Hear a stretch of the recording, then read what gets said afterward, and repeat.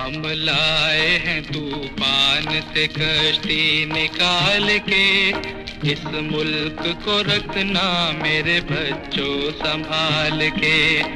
ناظرین السلام علیکم، محمد صادق اپنی نئی ویڈیو کے ساتھ آپ کی خدمت میں حاضر ہے۔ آپ کو ہماری ویڈیو اچھی لگے تو لائک کریں، سبسکرائب کریں ہمارے چینل کو۔ مارچ کا مہینہ ہے، 23 مارچ کی آمد ہے۔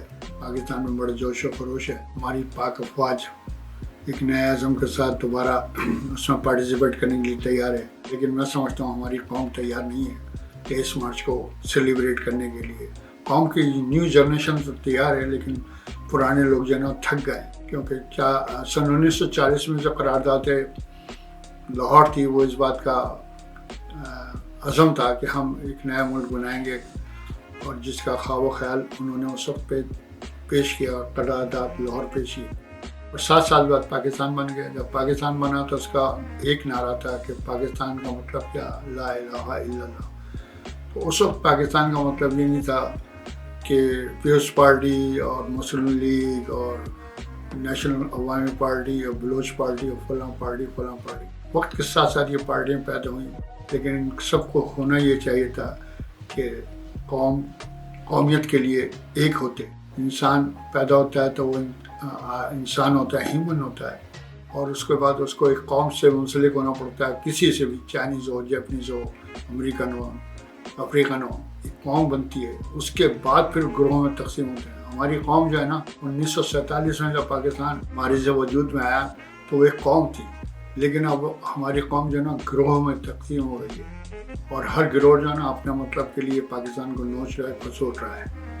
جسٹ لائک اے ہائنیس، جو جنگل کے جنگلی کتے ہوتے ہیں، اس طریقے سے یہ حرکتیں کر رہے ہیں کچھ سیاستدان 70%، اور ان میں کچھ صحافی بھی شامل ہیں، اور سندھ ہائی کورٹ اس میں بھی شامل ہے، جو کانوں میں تیل ڈالے بیٹھے ہیں، سمم بکم امیون فہم لا یرجعون بنے ہوئے، اور پراسیکیوشن اور ذلیل قسم کے اٹرنی، وہ ذلیل قسم کے ایڈوکیٹ، مثلا لطیف کھوسا، نیر بخاری، اور کچھ فاروق ایچ نائک، جو سٹی کورٹ کے دروازے پہ کھڑے ہو کر 1970 کے اندر ہر ایک سے پوچھتا تھا بیل کرانی ہے اور اپلیکیشن لکھوانی ہے، ایفیڈیوٹ لینا ہے، نعرے مارتا تھا 70 کے اندر کراچی لوور کورٹ میں کھڑے ہو کر کینٹین کے سامنے۔ آئی سا مائی سیلف، میں آئی وٹنس ہوں اس کا، کمین انسان کا، فاروق ایچ نائک۔ یہ کمین ترین اٹرنی ہیں کچھ، جنہوں نے پاکستان کا برباد کر دیا، پاکستان کو کھوکھلا کر دیا، ہر غدار کے ساتھ مل کے اس کا کیس لڑتے ہیں، اور عدالتوں میں تو جج تو ہوا ماشاء اللہ سبحان اللہ، کسی نے اصغر خان کیس کا فیصلہ نہیں دیا، کسی نے کسی اور کیس کا فیصلہ نہیں دیا، کسی نے اپنے مطلب کے فیصلے دے کر پاکستان کو ذلیل و خوار کیا۔ کوئی ایک انسان ایسا نہیں تھا جو پاکستان کی سلامتی اور محبت میں سرشار ہوتا اور کہتا ہے کہ دس از دا رائٹ ڈیسیجن، اور یہ فیصلہ ہے۔ تو میں لعنت بھیجتا ہوں ایسے سارے وکیلوں پر، ایسے سارے پروسیکیوشن پر، اور ایسے کورٹوں پر جن میں جذبہ حب الوطنی نہ ہو۔ تو جذبہ حب الوطنی ہے صرف کچھ اداروں میں، جن میں صرف فہرست ہے فوج۔ اب کہتے ہیں پاکستان میں فوج کیوں اتنی اوپر نکل کر آ گئی ہے، فوج اتنی اہم کیوں ہو گئی ہے؟ کیونکہ بھائی اس کی ایک وجہ ہے۔ پاکستان جیسی بنا 1 سال نہیں ہوا تھا تو انہوں نے، انڈیا نے حملہ کر دیا کشمیر پہ، تو کس نے بچایا؟ فوج نے اور قبائلی علاقوں نے، قبائلی ٹرائبس ایریا نے، سرداروں نے، قبائلی سرداروں نے جا کر جنگ لڑی فوج کے ساتھ مل کے، تو آدھا کشمیر بچا، ورنہ وہ بھی لے گیا تھا۔ تو اس لیے فوج شروع سے ابھر کے سامنے آ گئی اور پاسبان بن گئی، پاکستان کی محافظ بن گئی، ورنہ پولیٹیشن جو ہیں شروع سے قائد اعظم اور لیاقت علی کے بعد، سردار عبدالرب نشر کے بعد جو دوسری یا تیسری کھیپ آئی تھی نا، اس میں تو سب غدار تھے، جیسے میاں ممتاز دولتانہ غدار وطن، غلام محمد، سکندر مرزا، یہ سب غدار لوگ تھے، خان عبدالقیوم خان غدار وطن۔ تو یہ لوگ جو ہے نا غدار، مفتی محمود غدار، یہ سب کمین اور ذلیل لوگ تھے جو چند کروڑ روپوں کے لیے جنہوں نے ملک میں افراتفری انتشار پھیلایا اور اپنی جیبیں بھری۔ آج کے دور کا سب سے بڑا فرعون اور کمین انسان زرداری، وہ جو پیمپ پر باندھ کے بیٹھا رہتا ہے، اس میں اتنی شکت نہیں ہے کہ باتھ روم جا سکے آ سکے، لرزتے ہوئے ہاتھ اور بس ٹوپی پہنی، کپڑے پہنے، پیمپر پہنا اور بیٹھ گیا ٹی وی پر آن کر ایک بڑے سے صوفے پر۔ اور بھائی وہ ایک کہانی عجیب کر رہا ہے، ایک وہ کیا کہتے ہیں لندن میں گنجا بیٹھا ہوا ہے نواز شریف، وہ بکرے کھا رہا ہے، مچھلیاں مرغیاں جان بنا رہا ہے، اس کو اس سے کوئی غرض نہیں ہے کہ اس کی آرٹری اور وین کیا ہوں گی یا کیا نہیں ہوں گی، دل کتنا حرکت کر رہا ہے، بقول اس کے گھر والوں کے کہ اس کے دماغ کا 60% خون بند ہے۔ تو ایسا پاگل انسان جس کو خون کی سپلائی صحیح نہیں ہے اس کے ذہن کے لیے، وہ کیا فیصلے کرے گا، کیا بات کرے گا؟ تو بھائیوں، میں آپ سے عرض کرتا ہوں کہ ملک اور وطن کی سلامتی کے لیے اتحاد کریں، پیدا کریں۔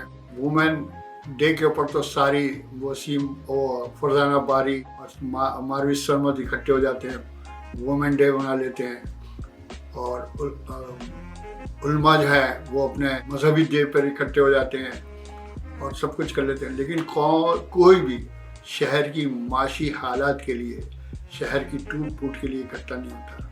سول سوسائٹی میں دم ہی نہیں، سول سوسائٹی میں دم نہیں ہے کہ وہ کسی ایک ایجنڈے پہ اکٹھی ہو۔ کراچی کی خاص طور پہ کہ بھائی یہ شہر کا کیا حشر ہے، کتنا پانی سڑکوں پر گندا پڑا ہوا ہے، بہہ رہا ہے، گٹر ابل رہے ہیں، اور آپ کا سی کے اندر سیوریج کا پانی جا رہا ہے، سمندر میں سیوریج کا پانی پھینک رہے ہیں بغیر ٹریٹ کیے ہوئے، بلڈنگیں بنی جا رہی ہیں، کوئی پرسان حال نہیں ہے، سڑکیں ٹوٹی میں بلڈنگ بن گئی۔ اللہ اللہ، توبہ توبہ۔ تو یہ پتہ نہیں پیپلز پارٹی کہاں سے آ گئی اور 18ویں ترمیم لے کر اور چمٹ گئی ہے، یہ خون چوس رہی ہے رگوں میں سے پاکستان سندھ کا خاص طور پر۔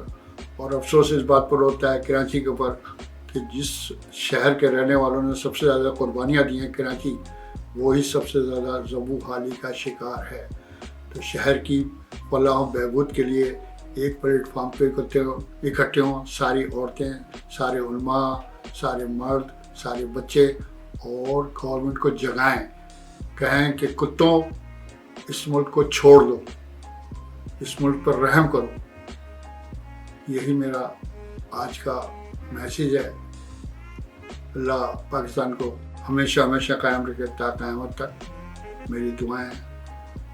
اور ایک نہ ایک دن انشاءاللہ ان ظالموں سے نجات ملے گی۔ ان کو یہ نہیں پتہ کہ مغل بادشاہ کہاں گئے، فرعون کہاں گیا، رشین امپائر کہاں گیا، اور رومن امپائر کہاں گئے، سب دفن ہو گئے، مٹی کے اندر مل گئے۔ اور صدام، قذافی، ضیاء الحق، دوسرے جتنے بھی تھے جو اپنے آپ پر بڑا ناز کرتے تھے، پرویز مشرف کہاں بیٹھے جنہوں نے کینڈلا رائس کی کہنے پر ان کو NRO دے دیا۔ تو ان کو یہ نہیں پتہ کہ مکافات عمل ہوگا تو پھر ان کا انجام کیا ہوگا۔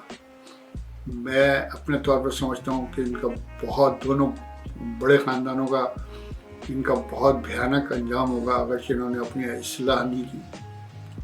یہ آج کے لیے اتنی کافی ہے۔ اللہ حامی اور ناصر۔